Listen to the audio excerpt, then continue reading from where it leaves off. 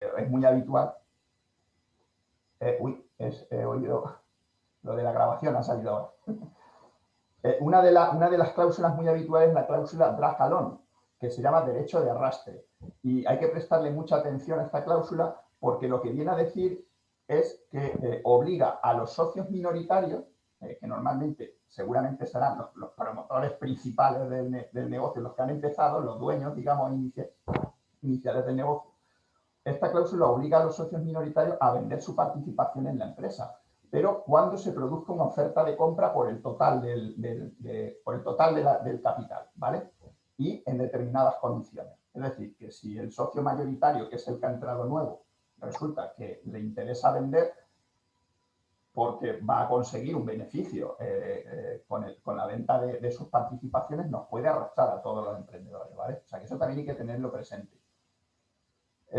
Por eso, a la hora de utilizar estas fórmulas de financiación, siempre conviene dejarse asesorar por expertos que son los que nos van a ayudar principalmente a hacer ese pacto de socios que hay en todo proceso de inversión por parte de terceros. Y la empresa además tiene que estar, o los emprendedores, tienen que estar preparados para este proceso de inversión, para este proceso. Cuando hablo de proceso de inversión me refiero a la entrada de capital de fuera en nuestra empresa. Porque tienen que estar dispuestos a que alguien más participe en la toma de decisiones del proyecto. Normalmente cuando estos socios inversores, digamos, entran en nuestro proyecto, no lo hacen solamente poniendo dinero, sino que además de poner dinero, nos aportan valor, nos aportan su experiencia, sus contactos e incluso quieren participar en lo que es la toma de decisiones estratégicas en la empresa. Y por eso los emprendedores tienen que estar dispuestos a aceptar nuevos puestos directivos en su proyecto. O sea, que hay que hacer una reflexión sobre esto antes de lanzarse a la captación de inversores privados, ¿vale? Además, esto exige tiempo. La culminación de un proceso de entrada de inversores en una nueva empresa normalmente dura entre 6 y 12 meses, más cerca de los 12 que de los 6. Y en ese tiempo hay que dedicar bastante energía a negociaciones, elaboración de numerosa documentación y todo eso pues consume recursos. Y sobre todo también los emprendedores tienen que conocer muy bien su proyecto y tienen que ser capaces de elaborar unos estados, digamos, unas previsiones de cómo va a ir el negocio a futuro, basadas en suposiciones lo más coherentes y realistas posibles, ¿vale? Porque en eso es lo que es la principal herramienta que tienen para convencer a los inversores. Y para eso es necesario que el equipo emprendedor tenga capacidad para preparar la información que nos van a pedir. Y si no la tiene, pues por lo menos conseguirla fuera, es decir, asesorarse muy bien sobre cómo tienen que elaborar esos documentos y esa información que le van a pedir. Insisto, es información sobre las previsiones futuras de la empresa. Parecido a lo que ya explicó José Luis en la primera sesión acerca de cómo hay que, digamos, cómo hay que pedir un préstamo, cómo hay que convencer al banco, si es lo mismo, lo mismo que es convencer al banco para que te preste, es convencer a unos inversores para que pongan su dinero en nuestro negocio. Lo que pasa es que los inversores, en este caso, pues son muy quisquillosos, piden muchas cosas, ¿vale? Hay que convencerles de que nuestro proyecto es escalable, es decir, que tiene un alto potencial de crecimiento y que les va a generar una rentabilidad importante al cabo de 5, 6, 7 años. Y hay que preparar un buen plan de negocios y sobre todo una buena presentación que enganche, que sea atractivo, que invite a conocer más, por lo menos a saber más, ¿vale? Por eso es tan importante el tema del plan de empresa y a la hora de obtener financiación alternativa, pues mucho más. Aquí veis cómo la financiación alternativa se utiliza en las diferentes etapas de crecimiento de una empresa. Digamos que al principio, cuando solamente tenemos una idea, pues necesitamos al principio menos capital y lo que se va a recurrir principalmente son a las 3 F. No sé si habéis oído hablar de las 3 F. Las 3 F son Family, Friends and Fools. Familia, amigos y locos que pasan por ahí y que conseguimos convencerlos. ¿vale? Esta es una financiación que no tiene coste, digamos, porque es gratuita. Bueno, algunas veces sí tiene coste.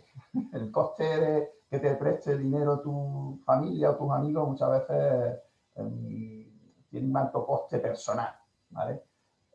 A continuación, lo normal es acudir a bancos, como por ejemplo a los microcréditos, para que nos financien la compra de esa maquinaria o de ese vehículo o de esos equipos que vamos a necesitar. Están las subvenciones, que ahora después las va a explicar José Luis, y a partir de ahí, cuando ya el negocio ha transcurrido un cierto tiempo y ya ha empezado a generar ventas, es cuando pueden entrar los recursos que vamos a explicar nosotros, que son los business angels, el capital riesgo o venture capital. Así que os voy a explicar un poco en qué consiste todo esto de manera muy rápida, porque lo que me quiero centrar principalmente es en un recurso que seguramente que todos ya habréis oído hablar de él, que es el crowdfunding, y que es muy apropiado, bueno, es apropiado para cualquier tipo realmente para cualquier tipo de proyecto, pero para proyectos periodísticos también puede ser muy interesante. Entonces, si os parece, esto del capital riesgo no sabía yo si explicarlo o no, porque al final lo he puesto porque digo, bueno, es conveniente que lo sepan, ¿no?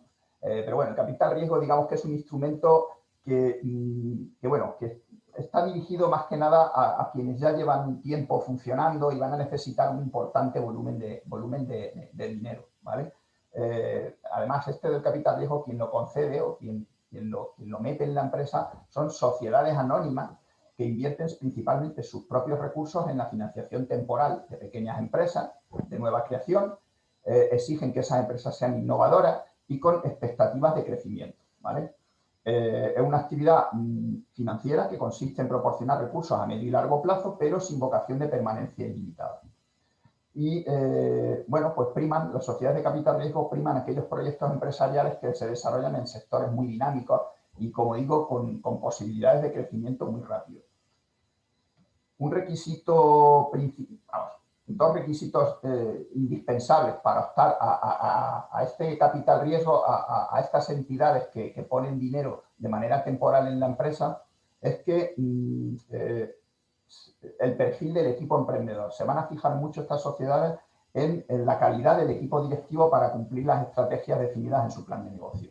La experiencia de los socios y la historia de la empresa es también otra de las mejores cartas de presentación ante una sociedad de capital riesgo. Por eso he dicho que la empresa ya tiene que tener un cierto recorrido.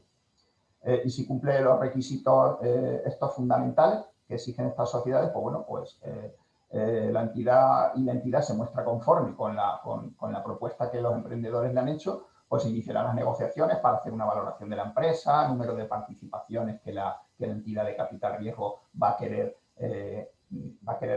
tener de nuestra empresa, la estructura de financiación y los instrumentos financieros que se van a poner en marcha. Y una vez que finalice el plazo, porque esto se va a hacer durante un plazo de 5, 6, 7 años, la entidad de capital riesgo deja su participación en la empresa y, bueno, pues o vende sus participaciones al resto de socios o las vende a terceros y volvemos a tener que echar mano de esas cláusulas que dijimos antes del pacto de socios para evitar que los emprendedores salgamos perjudicados en esa salida de la sociedad, ¿vale? Y bueno, tampoco me quiero centrar ya más en el capital riesgo porque básicamente la idea principal creo que ya la tenéis. Así que voy a explicaros este recurso que no sé si habéis oído hablar de él. Tiene un nombre así como muy, no sé, como muy espectacular, ¿no? Business Angels, ángeles de negocios.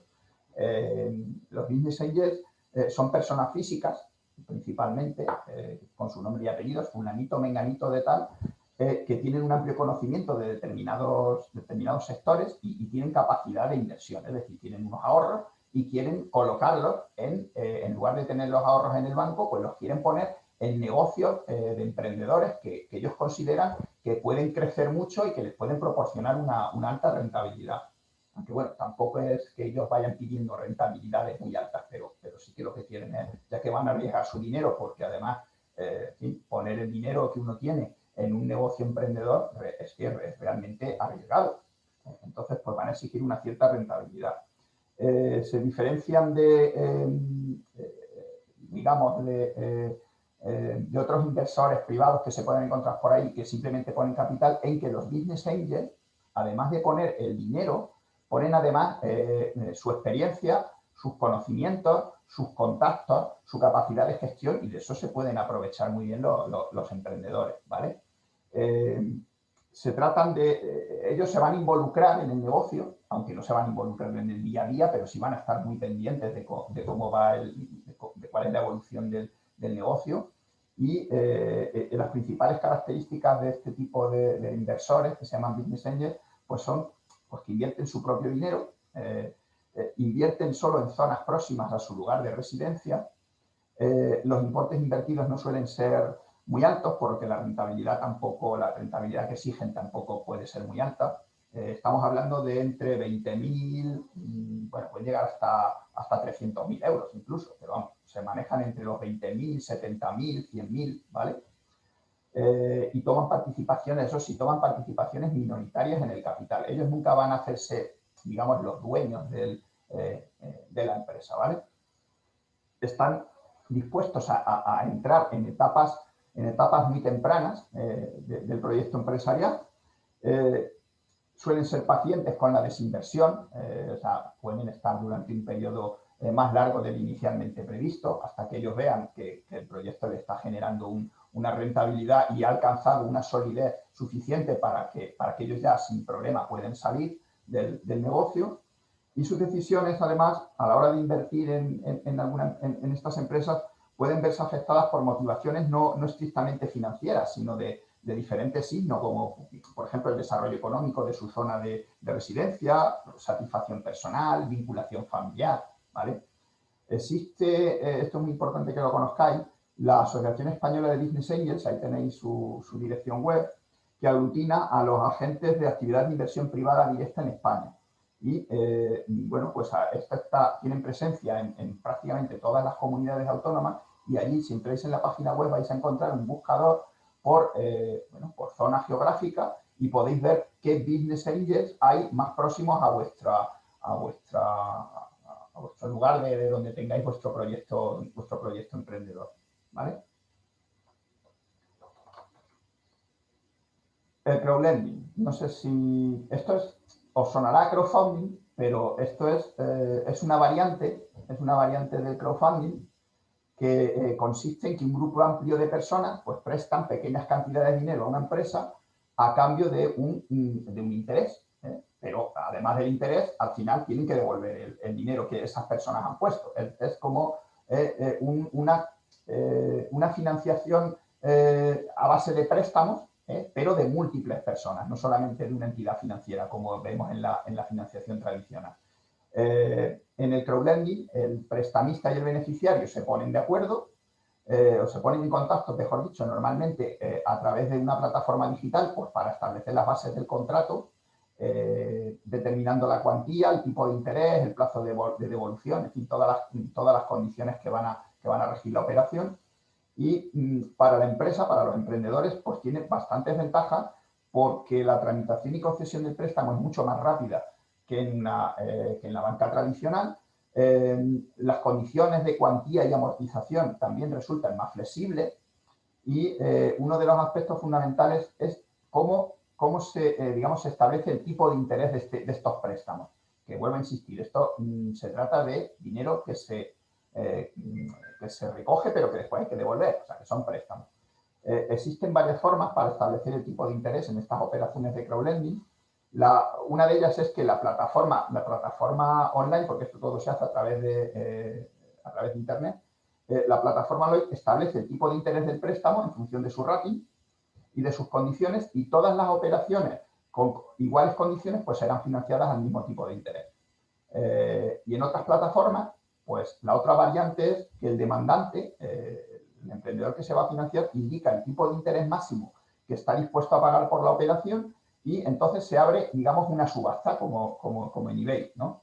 Entonces los prestamistas pues ofrecen sus préstamos, van haciendo sus ofertas, los van ofreciendo a un interés menor, y entonces ya al final el interés se fija, pues suele ser, en algunas plataformas se utiliza el mayor de los tipos de interés que ha sido aceptado y en otras, pues a cada uno de los demandantes, pues se le establece el tipo de interés que cada uno de ellos ha aceptado. O sea, que esto, digamos que es una subasta de tipos de interés.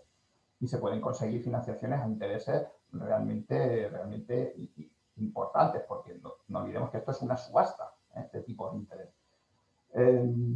Así que el crowdlending, pues es muy utilizado, pues en lugar de la banca tradicional, pues se accede a este tipo de plataformas y se puede conseguir financiación, que vuelvo a insistir que hay que devolver, pero en unas condiciones normalmente más ventajosas que la banca tradicional.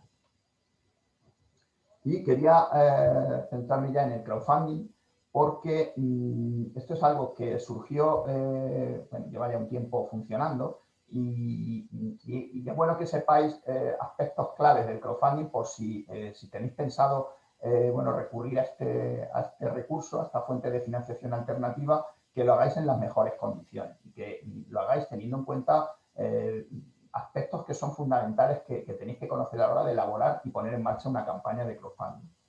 El crowdfunding en castellano lo podríamos llamar pues como micromecenazgo, ¿no? o también financiación colectiva, ¿vale?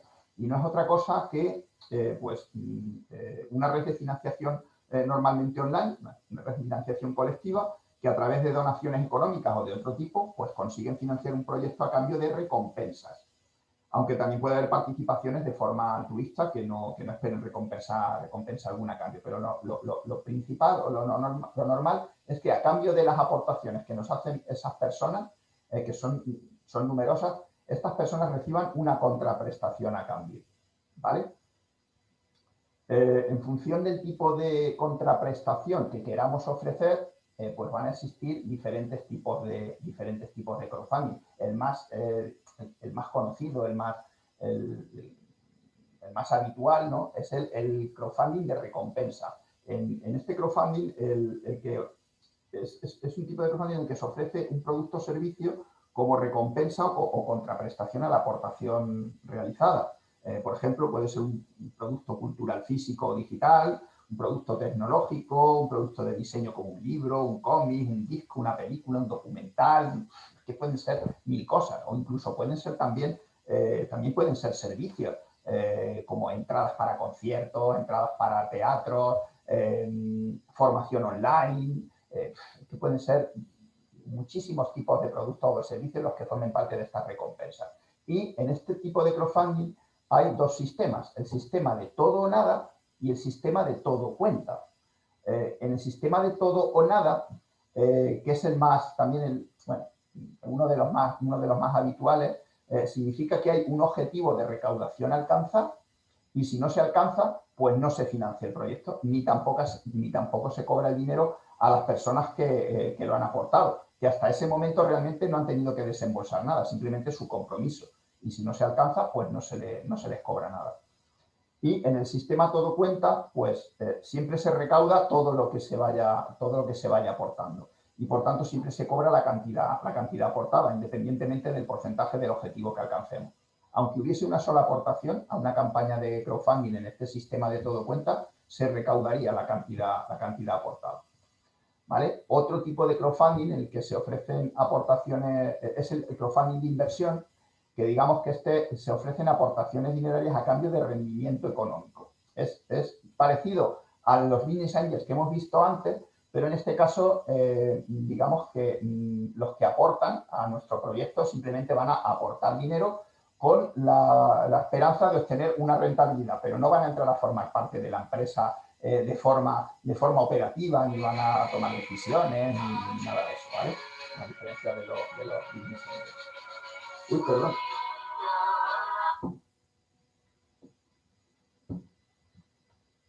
Es que me estaban llamando por el móvil, lo he tenido que cortar, perdonad. El crowdfunding de donación es, es el en el que no se ofrece ningún retorno, ninguna recompensa material o económica, aunque sí de carácter emocional, en fin, por ayudar a una persona o grupo de ellas. En este caso, las personas pues aportan fondos al proyecto de forma altruista, ¿vale? Es una buena herramienta pues para las ONG, es lo que se utiliza pues, cuando existen grandes crisis debidas a catástrofes mundiales, pues entonces se organizan campañas de crowdfunding para recaudar dinero para ayudar a los damnificados de esas catástrofes, ¿vale?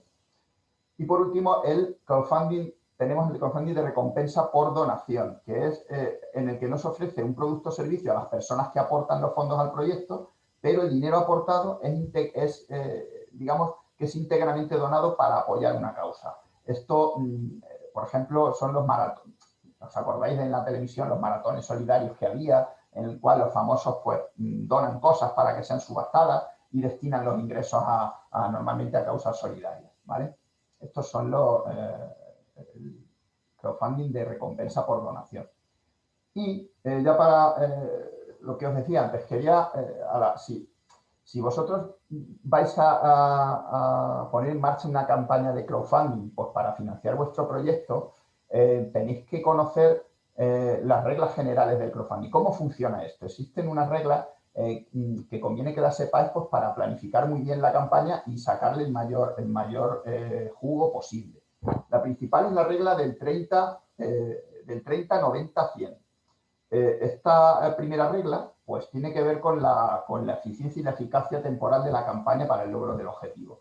Significa que los proyectos que alcanzan el 30% de su objetivo de recaudación en la primera semana tienen el 90% de probabilidades de alcanzar el 100%. Claro, esto se debe a que las personas que nos visiten creerán que nuestra campaña tiene una alta probabilidad de éxito y si no estamos cumpliendo esta regla, pues creará una sensación de desconfianza hacia el proyecto y entonces va a ser muy difícil que alcancemos el 100%. Por tanto, para cumplir esta regla es muy importante tener muy controlado el círculo cercano a los emprendedores, a los creadores de la campaña y debéis hacer un buen trabajo de comunicación antes de lanzar el proyecto y aseguraros de que podéis alcanzar ese 30% en la primera semana solo con vuestra gente más cercana, ¿vale? Para que así dé la sensación de que la campaña tiene una alta probabilidad de éxito y entren muchos más mecenas al proyecto, ¿vale? Otra regla es la regla del poder del 100. Esto consiste en que una vez alcanzado el 100% del objetivo, ¿vale? Si todavía queda tiempo para recaudar, la campaña recaudará a mayor velocidad que antes. Entonces, la clave para esto es plantear siempre un objetivo mínimo, lo más pequeño posible, pero que sea atractivo y que sea viable. Y además del objetivo más bajo posible, también hay que justificar qué va a pasar o qué vas a hacer si se supera el 100% del objetivo. En este caso, es muy importante realizar una planificación realista y una estimación a la baja, ¿vale? Más bien a la baja del objetivo, pero siempre hay que garantizar las recompensas, ¿eh? O sea, que procuremos que siempre podamos cumplir con las recompensas que hemos prometido. Otra regla, la regla de las 4C es comunidad, costes, comunicación y colaboración. Estos son los 4 factores clave de éxito para toda campaña de crowdfunding. ¿Qué significa comunidad? Bueno, pues que todo proyecto de idea tiene que tener una comunidad en torno a ella. Se trata de seguidores, personas que se identifiquen con la idea o proyecto, potenciales compradores, miembros de asociaciones, en definitiva, ese grupo de individuos que estarían de acuerdo en que ese proyecto se llevara a cabo. Entonces, lo primero que hay que hacer es, cuando diseñas esta campaña, es ver muy bien a quién va dirigida, ¿vale? A quién va dirigido tu producto, tu servicio o tu idea, en la cual se basa la campaña de crowdfunding, porque el conocer muy bien a quiénes van a ser tus posibles compradores hará que enfoques muy bien todo lo que hagas a esa comunidad, ¿vale? Y luego pues, que puedas crear un plan de redes, un plan de comunicación específico para esa comunidad.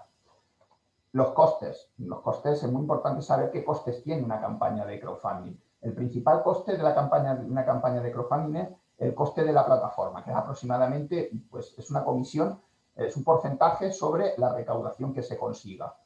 El coste del sistema de pago, también, porque a la hora de recaudar y de cobrar las recompensas, pues va a oscilar entre un 3 y un 4%, más un importe fijo de aproximadamente 0,35, 0,40 euros por cada transacción que se realiza, ¿vale? En cambio, si tenemos el sistema de todo o nada, si nos hemos decantado por el sistema de todo o nada, obviamente solamente tendremos este tipo de costes si se logra el 100%. Si no, no lo tendríamos, los costes de estas transacciones. Existen también unos costes por penalización, unos costes de penalización que lo hacen algunas plataformas que penalizan con alguna comisión en caso de no cumplir el objetivo, ¿vale? Luego están los costes también de las recompensas. Es decir, el producto que vamos a entregar, la logística para poder entregar ese producto, pues en eso vamos a incurrir también, en esos costes. Y los tenemos que tener muy bien identificados y planificados.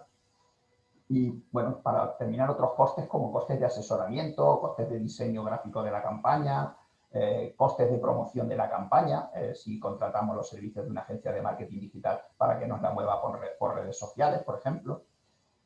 La comunicación es fundamental, es la tercera C de esta regla, que es, bueno, pues saber comunicar tu idea de la forma más atractiva posible, ¿vale?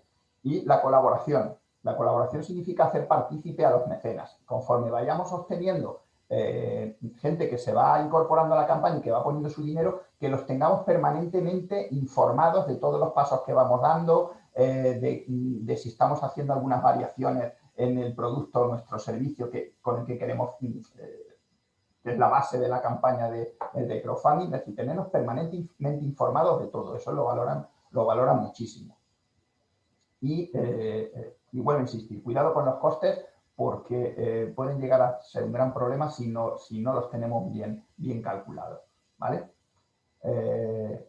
Esto de la regla, bueno, esta la vamos a pasar, tampoco esta no es muy importante, pero esta, por ejemplo, la regla del 1.3, esto sí, esto es el ABC. Esto, si ponemos en marcha una campaña de crowdfunding, diariamente tenemos que estar analizando 3 datos básicos. Las visitas de la campaña, ¿vale? A nuestra web, a la plataforma donde la tenemos implementada, los mecenas de la campaña y el cumplimiento de la regla 30, 90, 100, ¿vale? De los 2 primeros datos vamos a obtener, de las visitas y de los mecenas, vamos a obtener el ratio de conversión de visitas a mecenas, ¿vale? Y este ratio suele situarse entre el 1 y el 3% en todas las campañas, ¿vale? Que esto no es nada más que muy sencillo, dividir número de mecenas que estamos obteniendo dividido entre el número de visitas que hay a la plataforma.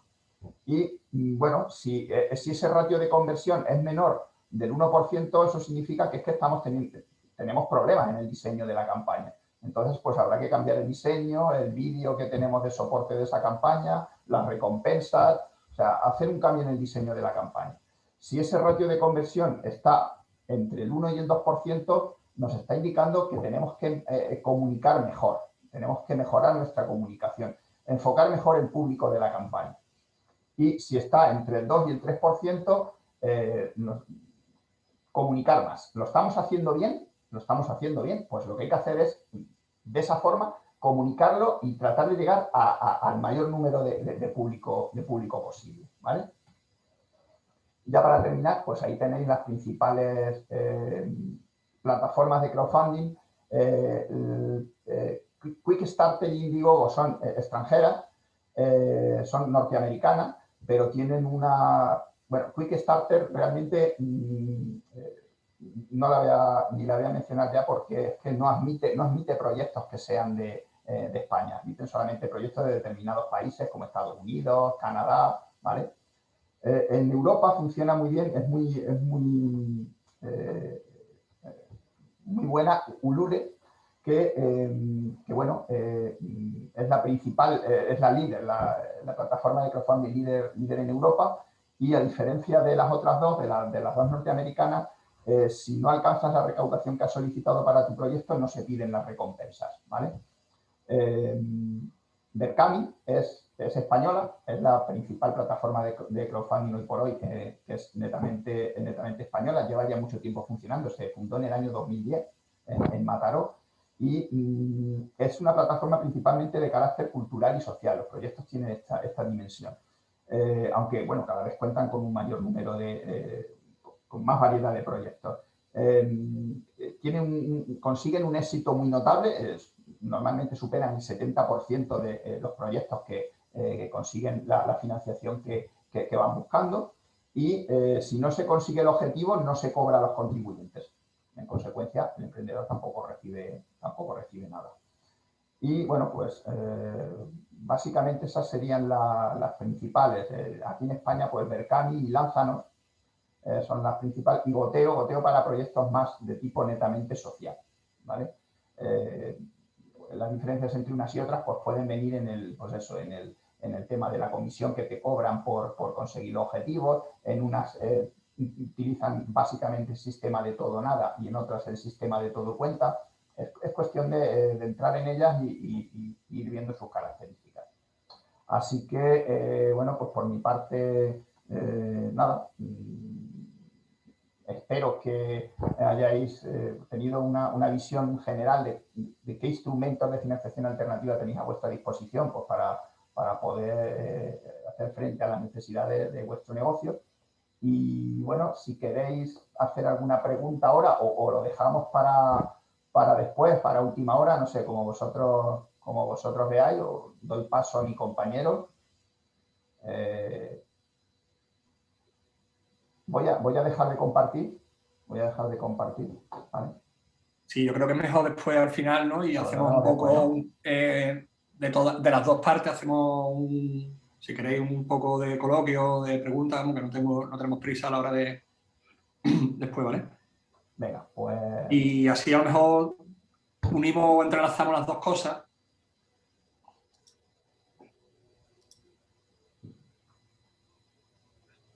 Sí. Vale. Bueno, muchas gracias, buenas tardes.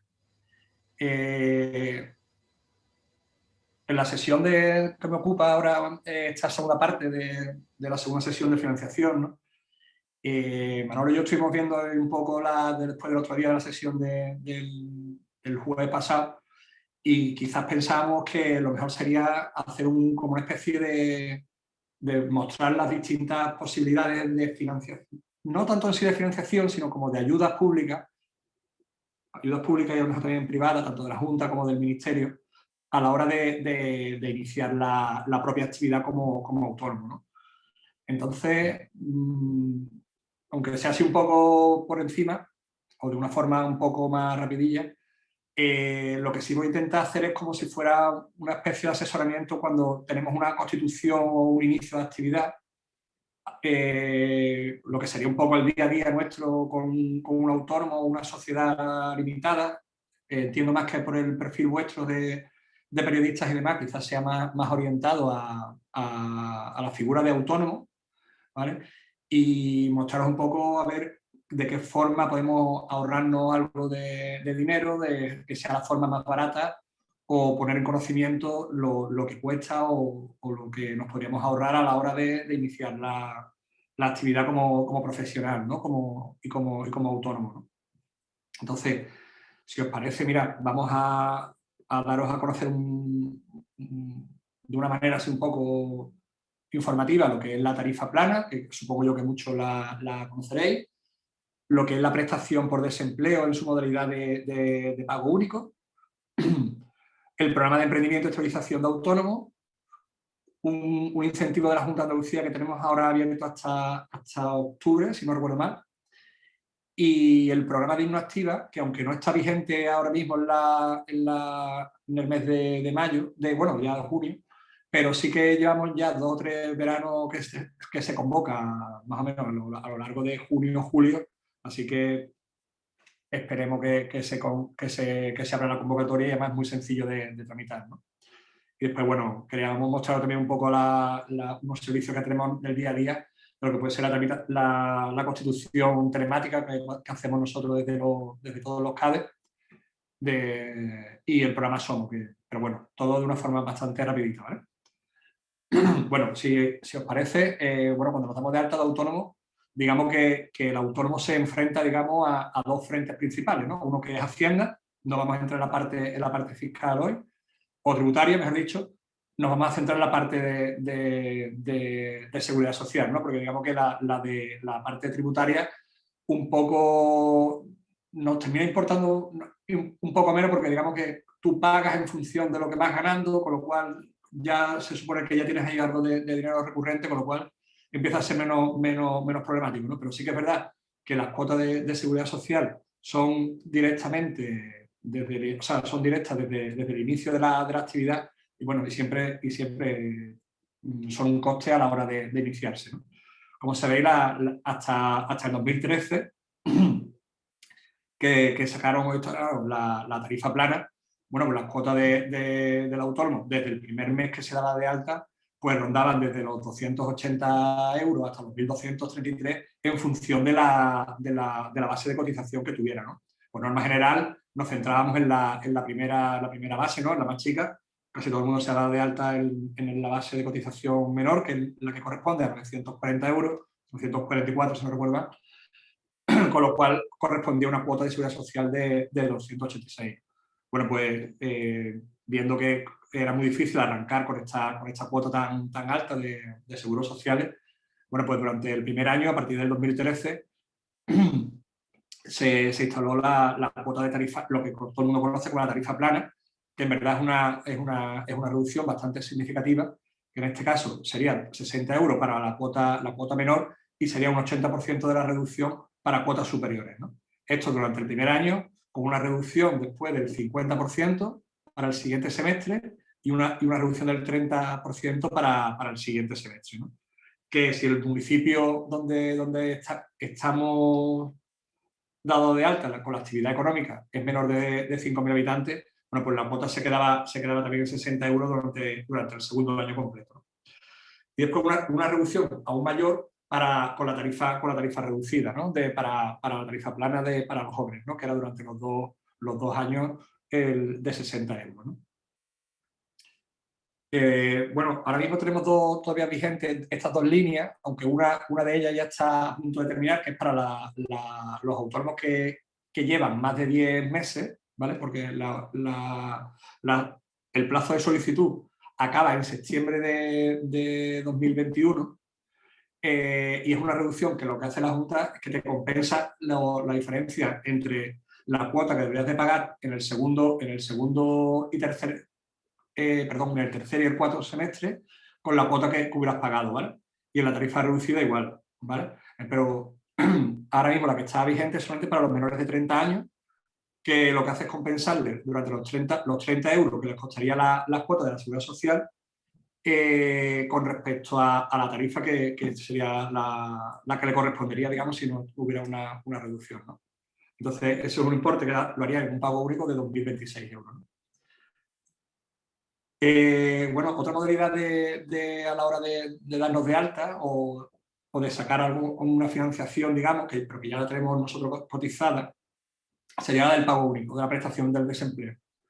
¿Esto qué? Bueno, esto no es más que un adelanto de la prestación por desempleo que tenemos acumulada cada profesional por haber sido despedido o por haber estado en el paro por finalización de contrato, y lo que hacemos es capitalizarlo al día actual de hoy, ¿no? Del alta del inicio de actividad.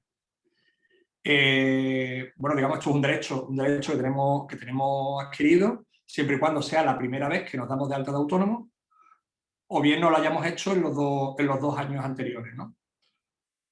Si en el caso que ya hayamos disfrutado alguna vez de la prestación por desempleo en su modalidad de pago único, tendrían que haber transcurrido 3 años desde su solicitud, ¿no? Y no sería posible para lo que es el autónomo, la figura del autónomo colaborador. Bueno, esto se tramita y depende del Ministerio de Trabajo, del SEPE, el antiguo INEM, y bueno, los requisitos para solicitarlo, bueno, es estar desempleado y no tener el despido impugnado con una negociación o está el litigio con la empresa contratada.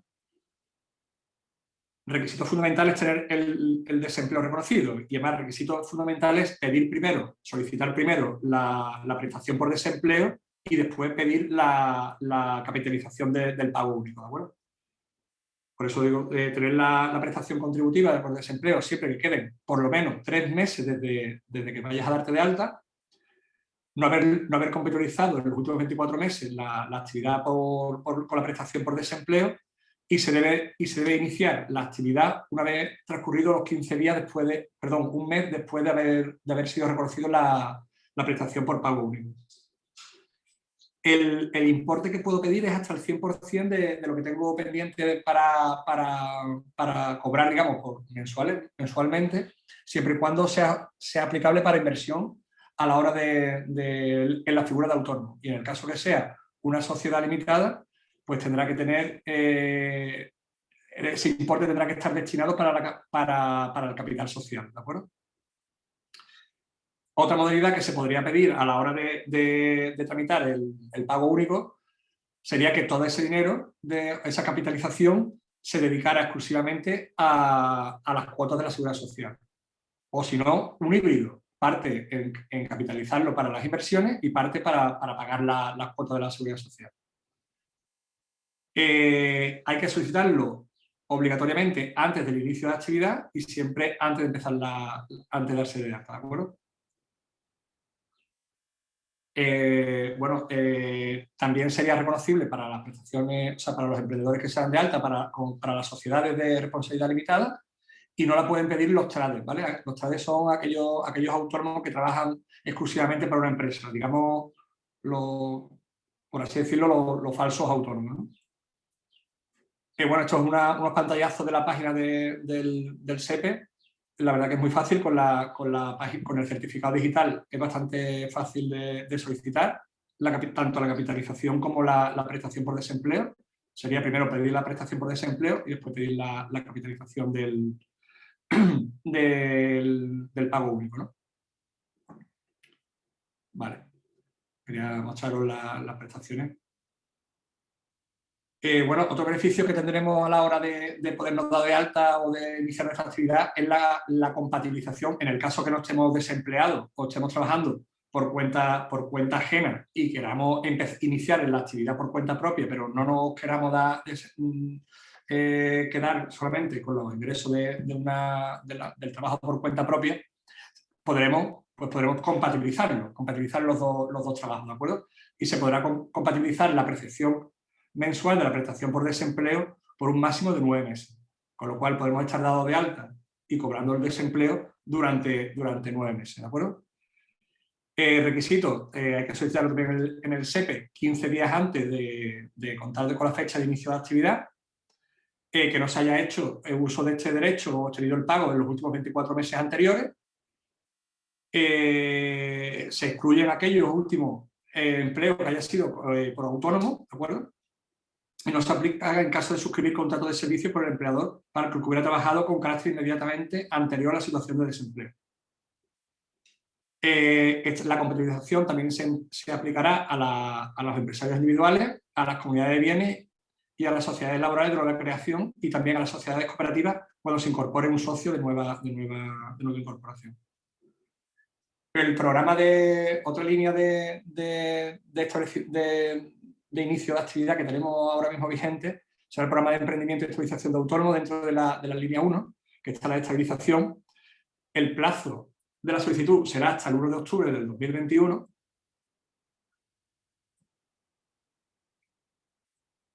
Y bueno, requisitos generales para poder solicitar esta ayuda será ser beneficiario de la tarifa plana, ¿de acuerdo? O sea, estar dentro de ser la primera vez que, para los requisitos de la tarifa plana, como he dicho antes, es ser la primera vez que se da uno de alta como autónomo por haber hecho uso de ello en los 2 últimos años anteriores, ¿no? Entonces, para poder pedir esta solicitud tendrá que tener una duración en el alta, una antigüedad en el alta de entre 1 y 3 meses. O sea, un autónomo que, por ejemplo, se haya dado de alta en abril, pues lo tendrá que solicitar entre el 1 de mayo y el 30 de junio del 2021, ¿no?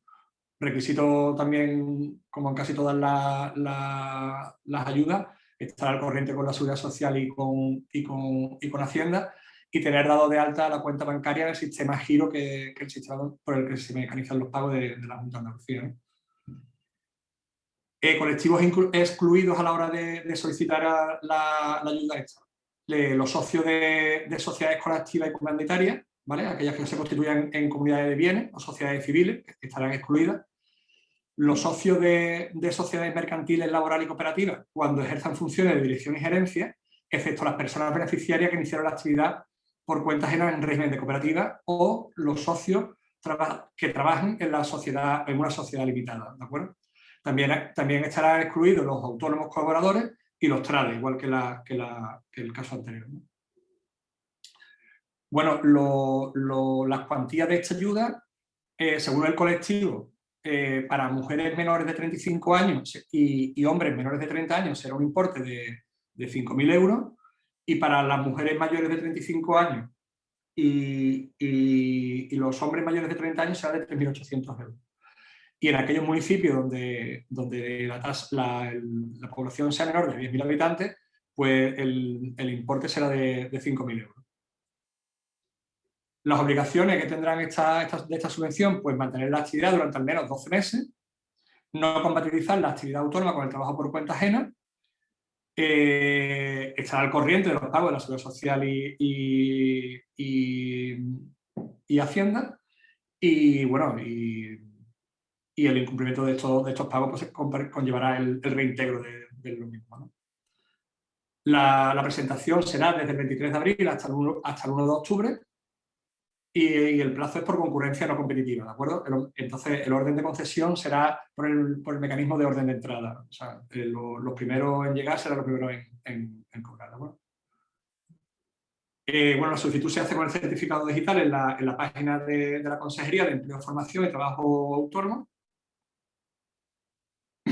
Una última ayuda que quería comentar antes, que es la de Innoactiva 6.000, que esta aún no está vigente, pero por lo que sabemos de otros años, parece ser que sí lo estará en breve. Y bueno, a ver cómo, cuando sale el plazo, en años anteriores se ha abierto el plazo en torno a finales de junio, principios de julio. Y principios de julio. Y bueno, esperemos que este año también se realice, ¿no? Va dirigida a personas menores de 25 años que hayan finalizado los estudios universitarios o de formación profesional. Para al menos 2 socios deberán contar con un informe de viabilidad de Andalucía Emprende. Bueno, eso irse uno de los CADE para hacer un estudio socio, un plan de empresa y un estudio económico-financiero, ¿de acuerdo? Y bueno, por norma general, será para gastos derivados en la constitución de la empresa, tanto los gastos de elevación a público, de constitución como de registro, y también para los gastos de adquisición de bienes, ¿no? Bienes como pueden ser adquisición de equipos informáticos, de mobiliario o bienes inmateriales en el caso necesario. Como he dicho antes, será necesario un informe de viabilidad realizado por Andalucía Emprende. Tendrá dos modos, o suele tener, porque no me quiero comprometer también con lo dicho, 2 modalidades, uno para autónomos y otro para sociedades. Y bueno, las solicitudes se hacen con certificado telemático en la oficina virtual de la Junta de Andalucía o semitelemática con un localizador. Bueno, el otro día quería también hacer mención al convenio que tenemos con Microbank a la hora de financiación ya digamos privada, porque es con Microbank. Tenemos un convenio, lo explicamos en la sesión de la semana pasada, pero bueno, quería hacer mención otra vez a ello, ¿no? La finalidad es financiar proyectos de nueva creación y de consolidación de aquellos proyectos que no tienen una garantía real, una garantía con avales y demás, y digamos que lo que aporta garantía al proyecto será el propio plan de empresa, ¿no? Tenemos tres tipos de modalidades de préstamos, pero bueno, la mayoría, los 2 de ellos son hasta 25.000 euros y uno de ellos que es para préstamos de innovación hasta 50.000, y bueno, el tipo de interés es el 5,90 sin comisiones, y el plazo de evolución será hasta los 6 años.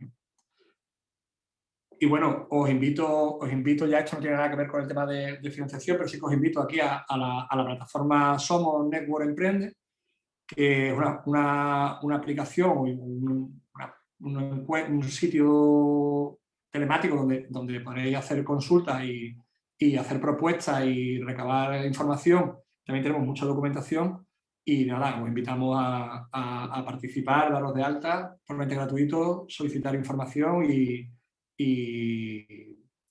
poco más por mi parte. ¿De acuerdo? Bueno, esto es una pantalla de la parte de Somos y bueno. cualquier duda, ahí tenéis nuestro correo. Y sin más, pues nada, paso la palabra a Regla.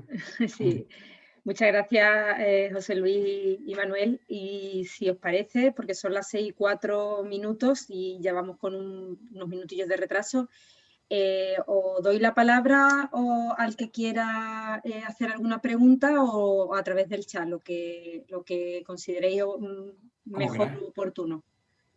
Lo que queráis. Si queréis alguno levantar la mano y si tenéis alguna pregunta, os damos la palabra.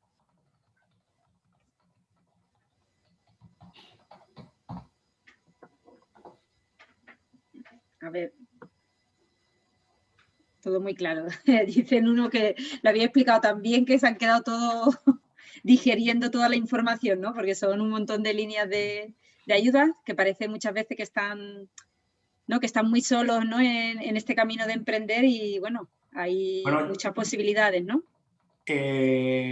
A ver, recomendamos que os pongáis en contacto con los CADE, la verdad. Intentar aglutinar tanta información aquí de una forma tan impersonal y por medio de una pantalla, la verdad que no es el sitio más, ¿sabes? No es el sitio más adecuado a la hora de no hacerlo así de forma colectiva. Pero vamos, que encantado de que se pongan en contacto con nosotros y lo haremos de la forma más clara posible. Cualquier dudilla que haya quedado, no aprovechad ahora si queréis, no tenemos inconveniente, ¿no? A ver, Pedro ha levantado la mano. Ahí está. Pedro, puedes hablar, ¿no? Si quieres. Pedro, sí. Vale. No sé si... Una cosita. Sí. He puesto en el chat un enlace para que... es un cuestionario de satisfacción que a nosotros nos viene muy bien, Andalucía Emprende, que es anónimo, no lo he dicho en el enlace, pero bueno, lo digo ahora. Es anónimo el cuestionario y solamente lleva 1 minuto, o menos incluso, en cumplimentarlo. Y eso a nosotros pues nos va a ayudar mucho a mejorar este tipo de intervenciones que hacemos. Así que os pedimos, por favor, que en ese enlace que he puesto en el chat, pues que bueno, lo copiéis en vuestro navegador o directamente, si queréis, podéis entrar desde ahí y lo cumplimentéis, que como digo es anónimo y os lleva menos de 1 minuto. ¿Vale? Muchísimas gracias. Vale, me preguntaban por ahí lo de que repitiera lo de Somos. Somos es una plataforma interna nuestra, bueno, interna, creada por Andalucía Emprende, pero a disposición de todos los usuarios, donde estamos tanto los técnicos de los distintos CADE como empresas apoyadas, como gente que se da de alta en la plataforma. Tiene varios sitios de actuación, digamos, ¿vale? Distintos canales, distintas redes donde podéis encontrar recursos, hay conversaciones,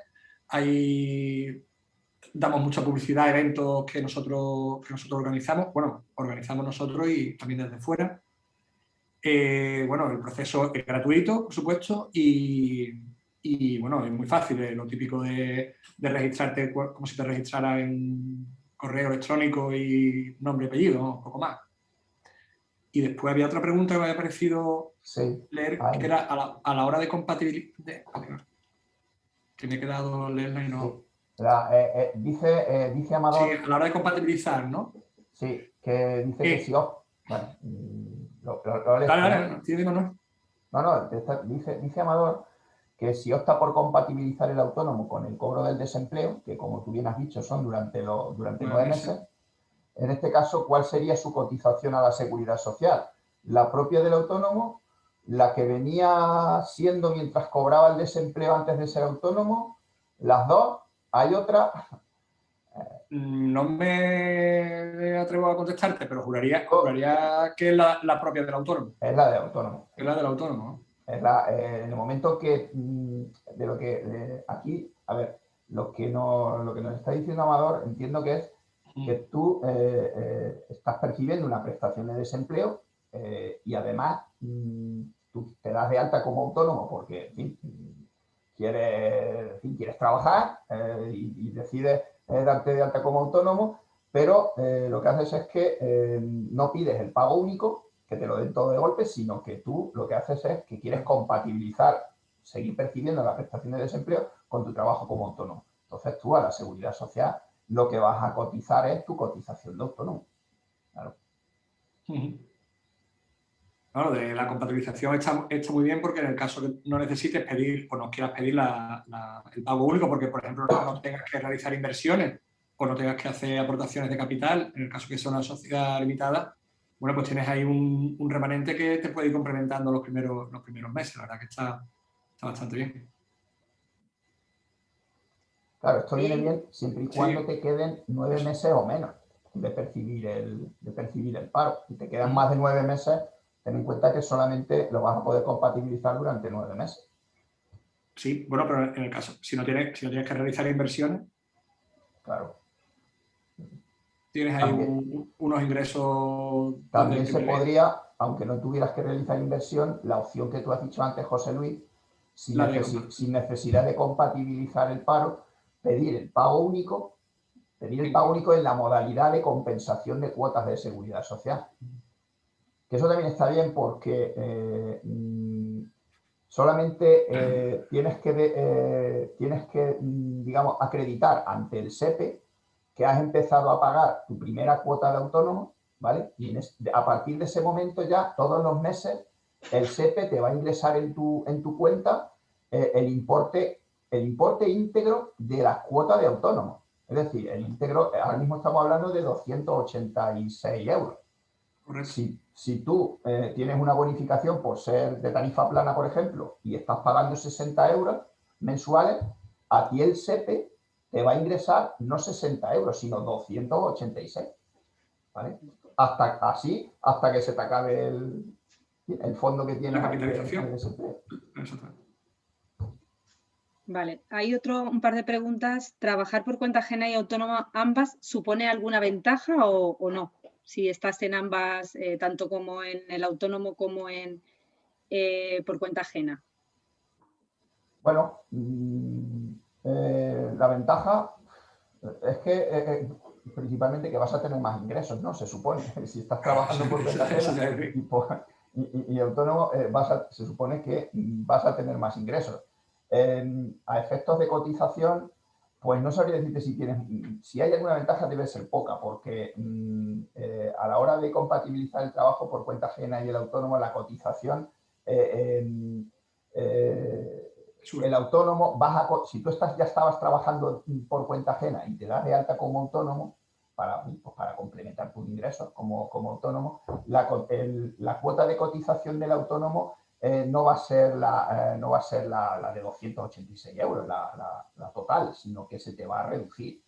Incluso tú puedes optar o bien por una reducida, que el cálculo es, en fin, ahora mismo no me acuerdo del cálculo, pero bueno, en función de tu base de cotización te hacen una reducción, ¿vale? Un poco más de la mitad. Eso es. O eliges eso o eliges la tarifa plana si tienes derecho a ella. Entonces, tampoco es que... sí, vas a cotizar un poquito más que si no compatibilizases el trabajo por cuenta ajena con el trabajo por cuenta propia. Pero bueno, esa cotización, que no va a ser mucho mayor, bueno, te sirve pues para luego el cálculo de las pensiones, por ejemplo. Y dice otro, Marien, ¿esto sirve para todas las sociedades o solo para las limitadas? No sé si se refiere... ¿Que si cesa la actividad como autónomo? Sí. No lo veo. ¿Para todas las sociedades o solo para...? Es que no sé a qué se refiere, Mario. Si cesa la actividad como autónoma, antes de dejar de compatibilizar con la prestación, continúas cobrando... No sé si se refiere a eso. No lo veo. Si cesa la actividad como autónoma, antes de dejar de compatibilizar con la prestación... ¿Y por qué se quita esto? ¿Continúas cobrando la prestación? Sí. Marien puede hablar, creo, sí, ¿no? Puedo hablar ya. Buenas, compañero. Es que me ha surgido esa duda precisamente esta mañana y de pronto he dudado. Si estás dado de alta como autónomo y solicitas la compatibilización con el cobro de la prestación por desempleo, imagínate que en 3-4 meses no te va bien como autónomo y todavía todavía podrías seguir cobrando la prestación sin ningún problema en seguir cobrándola. Sí. Sí vas a poder, sí. Vale. Y otra cuestión que estáis hablando solo de sociedades limitadas y un poco por aclarar que el pago único de la prestación sirve para todas las formas jurídicas. Sí, sí. Sí, para, bueno, hice el inciso de autónomo y sociedad limitada porque es principalmente la forma jurídica que se suelen dar más a menudo, vamos. Y era por lo que el otro día, cuando estuvimos charlando, era un poco lo que más se daba en vuestro sector. Bueno. Bueno, pero eso no... Con permiso de nosotros, que mañana hablaremos de otra forma jurídica. Sí, no, bueno. Nos centramos en esa un poco por resumir, vamos, que tampoco... Sí, sí. En realidad, el pago único para autónomos sería para todas aquellas sociedades en las cuales los socios se acojan o bien porque no les quede más remedio, porque lo diga la ley, una sociedad limitada, por ejemplo, o si hacen una cooperativa, si los socios deciden acogerse al régimen de autónomos de la Seguridad Social dentro de la cooperativa, también, obviamente. Todo sí, lo que hemos incluso dicho del pago único también. En el caso de las cooperativas, aunque se acojan al régimen general de la Seguridad Social, también tienen derecho al pago único por desempleo. Pues mira, eso es algo que yo... Lo que pasa es que si se coge la modalidad de compensación, si cogen la compensación de cuotas, solo cogen la cuota del empleado, no la cuota de la empresa. Entonces, la compensación de cuotas no interesa, pero la capitalización completa sí interesa. Vamos, igual que en el resto de sociedades. Muy bien. Eso es lo bueno que aquí tiene aprendemos de todo. Bueno, ¿hay alguna pregunta más? Si no, vamos a cerrar la sesión. Recordaros que el jueves tenemos un nuevo taller, esta vez precisamente de emprendimiento colectivo, que no me salía la palabra, de emprendimiento colectivo, que también tendrá, digamos, dos sesiones, efectivamente 2 sesiones, digo, me había liado, tiene 2 sesiones, que serán el jueves y el martes de la siguiente semana. Así que os invitamos a seguir participando en estos talleres y seguir aprendiendo en esto de emprender, que tiene muchas aristas para poder conocer tantas cosas. Cierro, entiendo que ya no hay más preguntas. Muchas gracias, José Luis, Manuel, por estar esta tarde con nosotros. Y nos vemos pronto. Si no nos vemos pronto, nos vemos en Andalucía Emprende, que ahí siempre estáis para atendernos a todos. Muchísimas gracias y la verdad que para nosotros es un placer colaborar en la medida posible. Lo mismo que José Luis, digo lo mismo. Un placer que nos hayáis invitado y encantados de ayudar en todo lo que podamos. Muy bien, pues nada, damos por terminada la sesión. Gracias a todos. A vosotros. Hasta luego.